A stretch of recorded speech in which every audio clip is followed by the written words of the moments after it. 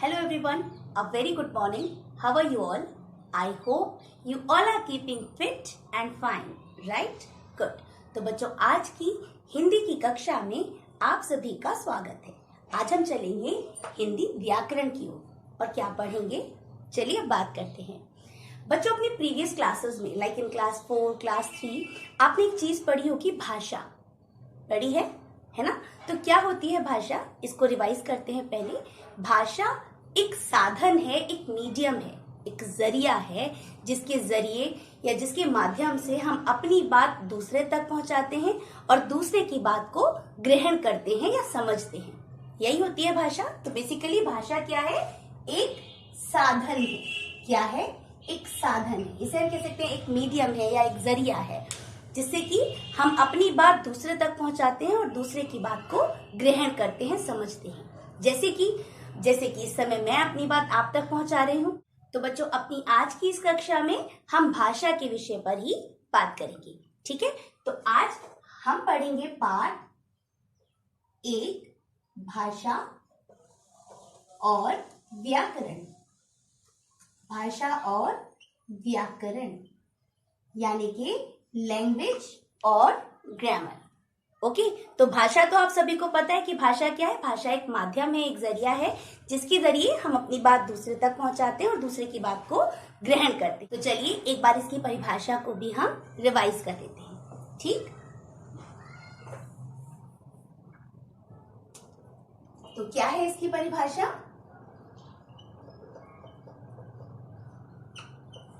भाषा वह साधन है, भाषा वह साधन है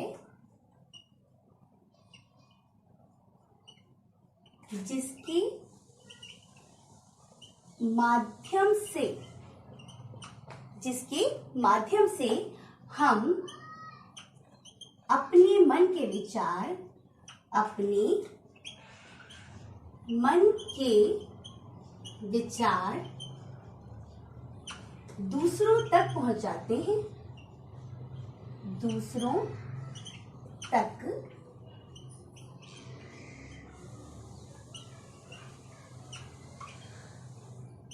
पहुंचाते हैं, और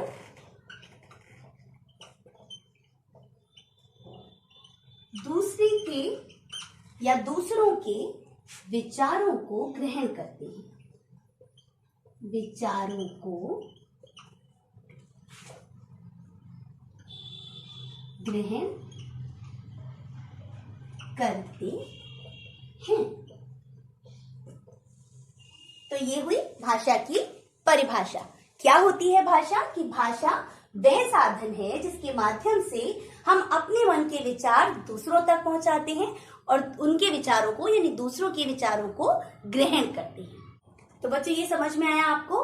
वेरी गुड। तो ये तो रही भाषा की बात। अब बात करते हैं कि भाषा का विकास कैसे हुआ, भाषा कैसे डेवलप हुई।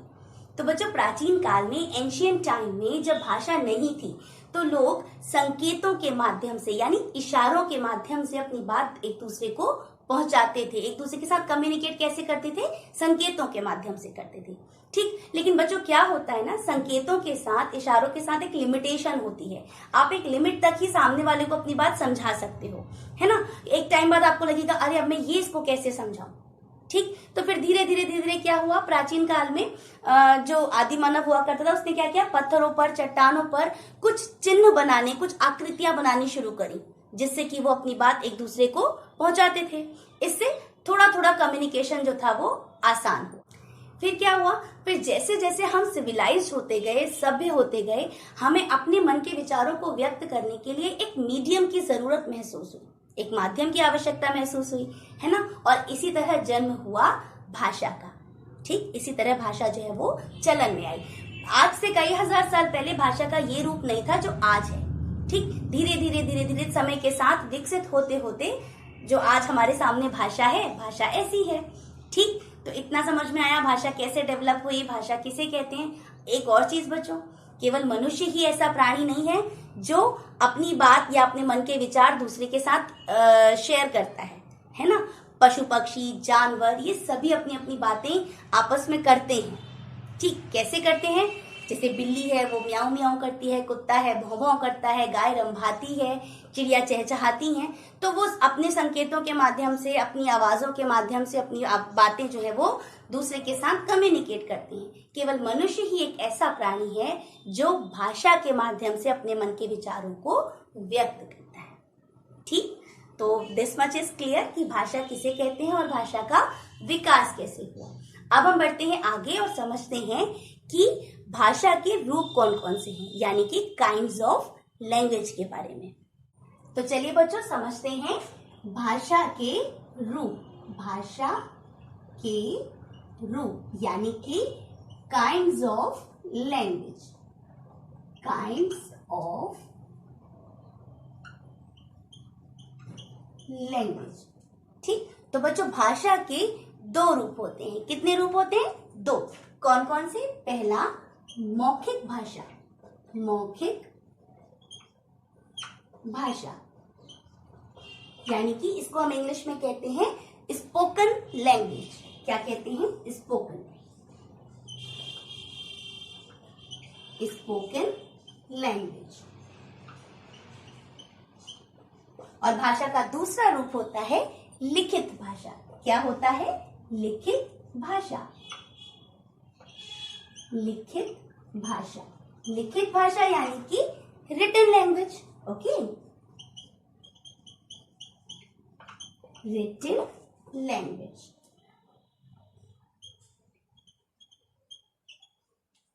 ओके, तो भाषा के दो रूप होते हैं। कौन कौन से? मौखिक भाषा यानी कि स्पोकन लैंग्वेज और लिखित भाषा यानी कि रिटन लैंग्वेज। ओके, तो एक एक करके हम इनको समझते चलते हैं। पहले समझते हैं मौखिक भाषा, फिर समझेंगे लिखित भाषा। ओके, चलिए शुरू करते हैं। तो चलिए सबसे पहले जानते हैं मौखिक भाषा किसे कहते हैं। ठीक है, मौखिक यानी कि बोलना। मौखिक यानी बोलना, मुख से बोलना, है ना।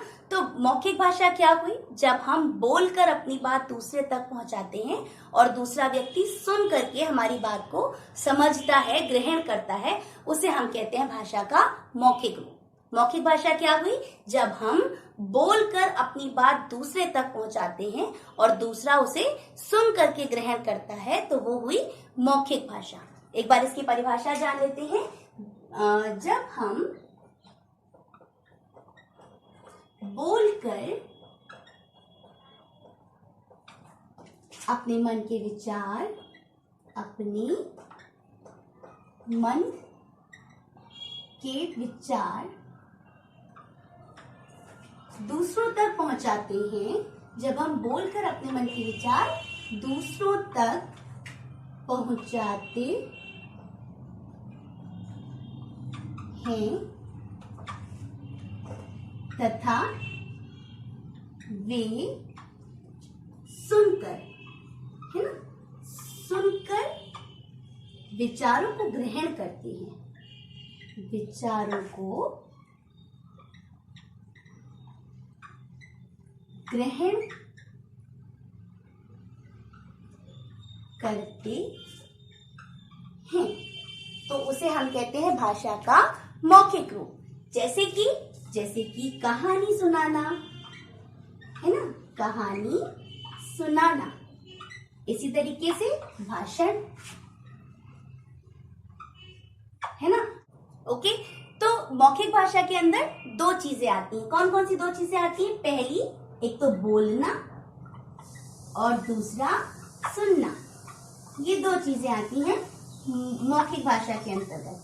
बोलना, ठीक, और दूसरा सुनना, क्योंकि हम जब बोलेंगे तो सामने वाला सुनेगा, है ना, तो वो हुई मौखिक भाषा। ठीक है, तो आइए अब समझते हैं लिखित भाषा किसे कहते हैं। तो लिखित भाषा क्या होती है? जब हम लिखकर अपने विचार दूसरों तक पहुंचाते हैं और दूसरे उसे पढ़ करके ग्रहण करते हैं। क्या हुआ? जब हम लिखकर अपने विचार, लिखित यानी लिखना, ठीक है, तो जब हम लिख करके अपने विचार दूसरों तक पहुंचाते हैं और वे जो है उसको पढ़ करके समझते हैं या ग्रहण करते हैं, तो वो होता है भाषा का लिखित रूप। तो आइए एक बार इसकी परिभाषा जान लेते हैं। क्या कि जब हम लिखकर अपने विचारों को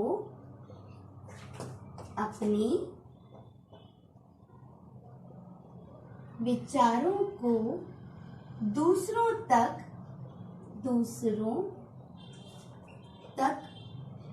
पहुंचाते हैं। जब हम लिखकर अपने विचारों को दूसरों तक पहुंचाते हैं और वे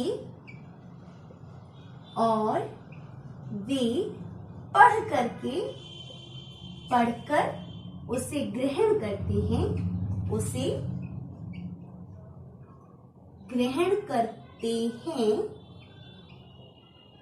तो वो कहलाता है भाषा का लिखित रूप। ठीक, तो लिखित भाषा क्या हुई? जब हम लिख करके अपने विचारों को दूसरों तक पहुंचाते हैं और वे पढ़ करके उसको समझते हैं या ग्रहण करते हैं, जैसे कि अखबार, किताब, ये सब भाषा के लिखित रूप है ना। तो इसमें कौन सी दो चीजें आती हैं? इसमें आता है आपका लिखना और पढ़ना। देखिए, जब आप लिखेंगे तो सामने वाला पढ़ेगा, या सामने वाले ने यदि लिख करके आपको कोई चीज दी है तो आप पढ़ पाओगे, है ना। तो इसमें दो चीजें सम्मिलित होती हैं, लिखना और पढ़ना। मौखिक में कौन सी दो चीजें होती हैं? बोलना और सुनना। ठीक, उसमें क्या था? जब बोलकर हम अपनी बात दूसरे तक पहुंचाते हैं और वो सुन करके उसको ग्रहण करता है। इसमें क्या होता है लिखित भाषा में? जब हम लिख करके अपनी बात दूसरे को समझाते हैं और दूसरा व्यक्ति उसको पढ़ करके ग्रहण करता है, उसे हम कहते हैं लिखित भाषा। So this much is clear कि भाषा किसे कहते हैं, भाषा का विकास कैसे हुआ और भाषा के रूप कौन कौन से हैं, लिखित भाषा और मौखिक भाषा क्या होता है, इतना सभी को समझ में आया। तो अब हम आगे बढ़ते हैं। और एक जरूरी चीज बच्चों, हमारे संविधान में, हमारे कॉन्स्टिट्यूशन में, इंडियन कॉन्स्टिट्यूशन में टोटल 22 लैंग्वेजेस को, 22 लैंग्वेज यानी 22 भाषाओं को मान्यता दी गई है, यानी भाषा का दर्जा मिला है, जिसमें कि हिंदी को राष्ट्रभाषा और राजभाषा का दर्जा भी मिला है। ठीक है, ये हम सभी जानते हैं, हमारी राष्ट्रभाषा हिंदी है। तो टोटल कितनी भाषाएं हमारे कॉन्स्टिट्यूशन द्वारा स्वीकार की गई हैं? टोटल 22 यानी कि 22 भाषाएं। तो चलिए बच्चों, अब जानते हैं लिपि किसे कहते हैं। लिपि इंग्लिश में हम इसको स्क्रिप्ट कहते हैं। क्या कहते हैं? स्क्रिप्ट। ठीक है, तो लिपि क्या होती है बच्चों? जो भी कुछ हम बोलते हैं, ठीक, जो भी भाषा हम बोल रहे हैं, उसको लिखने के लिए कुछ चिन्हों की आवश्यकता होती है ना। तो ये चिन्ह क्या कहलाते हैं? लिपि कहलाते हैं। ठीक, बेसिकली लिपि क्या हुआ? भाषा को लिखने का तरीका या ढंग। भाषा को लिखने का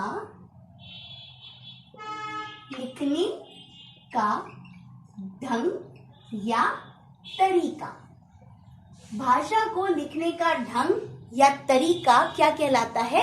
लिपि कहलाता है। ठीक, जैसा कि मैंने बताया, हमारे कॉन्स्टिट्यूशन ने 22 भाषाओं को मान्यता दी है ना। तो सबको लिखने का हर भाषा को लिखने का एक तरीका होता है, एक ढंग होता है। ठीक, तो वो ढंग या तरीका क्या कहलाता है? लिपि कहलाता है। और हर भाषा की अपनी एक लिपि जरूर होती है। कुछ भाषाएं जानते हैं जिनकी लिपियां देखते हैं क्या है। जैसे कि सबसे पहले हिंदी भाषा। तो बच्चों, हिंदी भाषा की लिपि होती है देवनागरी। क्या होती है? देवनागरी। ठीक, इसी तरह एक भाषा हमारी है पंजाबी। तो बच्चों, पंजाबी भाषा लिखी जाती है गुरमुखी में। किसमें लिखी जाती है? गुरमुखी में। ठीक, यानी पंजाबी भाषा की जो लिपि है वो क्या है? गुरुमुखी है। ठीक, ऐसे ही एक भाषा है हमारी उर्दू। उर्दू कैसे लिखी जाती है? उर्दू की लिपि होती है फारसी। क्या होती है? फारसी। ठीक, तो ये हुई। एक हमारी आती है अंग्रेजी भाषा। अंग्रेजी भाषा, और अंग्रेजी भाषा किसमें लिखी जाती है? अंग्रेजी भाषा लिखी जाती है रोमन में। किसमें लिखी जाती है? रोमन में। तो लिपि क्या होता है बच्चों? लिपि होता है भाषा को लिखने का तरीका या ढंग। ठीक, तो हमारे पास, हमने यहाँ 4 भाषाएं उनकी लिपि लिखी है। जैसे हिंदी देवनागरी लिपि, पंजाबी गुरमुखी, उर्दू फारसी लिपि में लिखी जाती है और अंग्रेजी भाषा रोमन लिपि में लिखी जाती है। This much is clear. यहाँ तक सभी को समझ में आया कि लिपि क्या होती है? Okay, very good. तो अब हम बढ़ते हैं आगे और समझते हैं। तो बच्चों, अब हम समझते हैं बोली क्या होती है। हमने समझा भाषा किसे कहते हैं, भाषा का विकास कैसे हुआ, है ना, भाषा के रूप कौन कौन से हैं, लिपि भी समझ लिया। तो अब हम जानते हैं कि बोली क्या होती है। बच्चों बोली बेसिकली भाषा का एक मौखिक रूप ही है, ठीक है, एक मौखिक रूप है।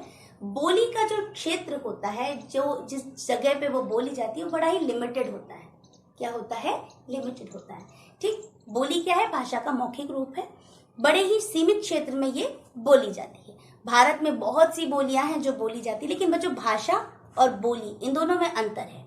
ठीक, भाषा एक ऐसी चीज है जिसमें बहुत सा साहित्य लिखा जा सकता है, भाषा को लिखने के लिए लिपि होती है, परंतु बोलियां क्या होती है? वो सिर्फ बोली जाती है। भारत के लिए तो ये कहा जाता है यहाँ पर हर कुछ दूरी पर पानी का स्वाद बदलता है और साथ साथ वहां की बोली भी बदलती है। ठीक, तो भारत देश में बहुत सी बोलियां बोली जाती हैं, बुंदेलखंडी बोली, और इसके अलावा आपकी पहाड़ी बोली, कुमाऊनी बोली, अवधी, मैथिली, ऐसी बहुत सी बोलियां हैं जो यहाँ बोली जाती हैं। ठीक है, तो बोली क्या होती है बच्चों? बोली भाषा का एक मौखिक रूप है। ठीक, बोली भाषा का एक मौखिक कैसा रूप होता है? मौखिक रूप होता है, जो कि एक सीमित क्षेत्र में बोला जाता है। कैसे? सीमित क्षेत्र। ठीक, अब जैसे पहाड़ी बोली है, पहाड़ी बोली भारत में हर जगह नहीं बोली जाती है ना, और इसी तरह कुमाऊनी बोली है, वो सिर्फ कुमाऊं क्षेत्र में बोली जाती है। गढ़वाली है, गढ़वाल क्षेत्र में बोली जाती है। इसी तरीके से मैथिली है, ठीक, तो ये बिहार साइड बोली जाती है। तो हर बोली जो है वो एक निश्चित प्रांत में, एक निश्चित स्टेट की अपनी एक बोली होती है, तो वो हुआ बोली। भाषा बहुत विस्तृत चीज होती है, इसमें बहुत सा साहित्य है, बहुत सारे कवियों ने लिखा है, साहित्यकारों ने लिखा है, तो वो हुआ भाषा। भाषा को लिखने के लिए लिपि होती है, लेकिन जो बोली होती है वो क्या होती है? बस मौखिक होती है। ठीक है, तो दिस मच इज क्लियर कि बोली किसे कहते हैं। अब हम आगे बढ़ते हैं और समझते हैं व्याकरण को। तो बच्चों, व्याकरण क्या है ये जानने के लिए मैंने यहाँ बोर्ड पर 2 वाक्य लिखे हैं, पहले हम इनको पढ़ लेते हैं। ठीक है, तो क्या लिखा है? पहला वाक्य, बैठा हूं मैं नीचे, बैठा हूं मैं नीचे। और इसी तरह दूसरा वाक्य, गीता गाना गा रहा है, गीता गाना गा रहा है। क्या ये दोनों वाक्य सही है? नहीं है, है ना? क्यों नहीं है सही? पहले वाक्य में जरा ध्यान दीजिए, बैठा हूं मैं नीचे, इसमें क्या है कि जो शब्द है वो आगे पीछे लगे हुए हैं, शब्दों का जो क्रम है वो सही नहीं है। तो क्या होगा सही वाक्य? मैं नीचे बैठा हूं, राइट, मैं नीचे बैठा हूं। इसी तरह दूसरा वाक्य देखिए, गीता गाना गा रहा है। गीता क्या है? स्त्रीलिंग है ना, तो उसके साथ रहा है आएगा? नहीं आएगा। क्या आएगा? रही है। तो क्या होगा सही वाक्य कि गीता गाना गा रही है, गा रही है। ठीक, तो हमें ये कैसे पता चला कि ये दोनों वाक्य गलत हैं और ये सही कैसे होंगे? ये ज्ञान हमें हुआ व्याकरण से, ग्रामर से। ठीक, तो बच्चों, ग्रामर क्या चीज है? ग्रामर यानी व्याकरण एक शास्त्र है। जैसे अभी हमने देखा था कि भाषा क्या है? भाषा एक साधन है, एक मीडियम है। इसी तरह ग्रामर क्या है? व्याकरण क्या है? व्याकरण एक शास्त्र है। क्या है? एक शास्त्र है जो हमें भाषा को सही रूप में लिखना, पढ़ना, बोलना, इसका ज्ञान देता है। ठीक है, तो आइए एक बार व्याकरण की परिभाषा समझते हैं। व्याकरण क्या है? व्याकरण हमें भाषा के नियमों का ज्ञान कराता है। भाषा के नियमों का ज्ञान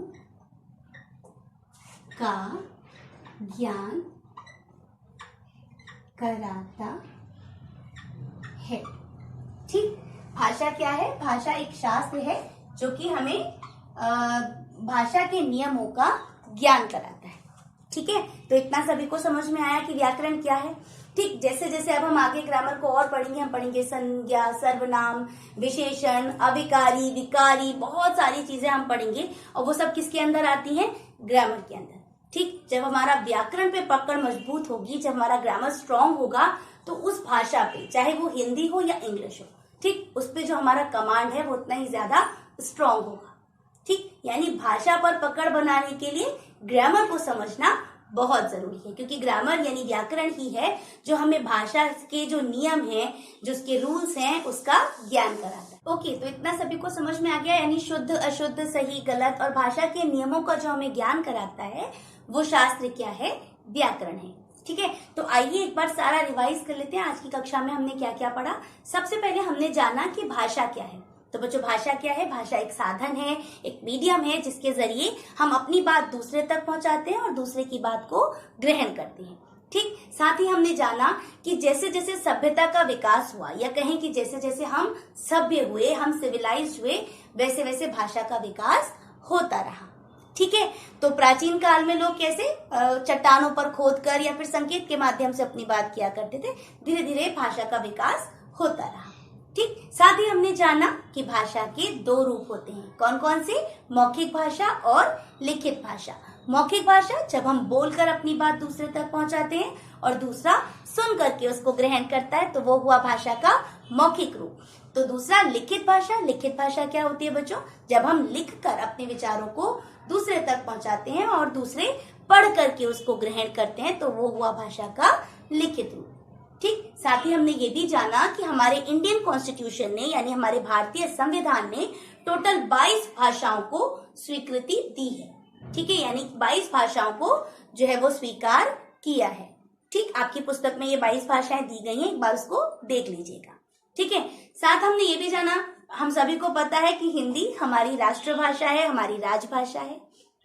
और हमने जाना लिपि किसे कहते हैं। लिपि यानी भाषा को लिखने का तरीका। जो भी कुछ हम बोलते हैं उसको लिखने के लिए कुछ चिन्हों को निर्धारित किया जाता है, और वो चिन्ह क्या कहलाते हैं? लिपि कहलाते हैं।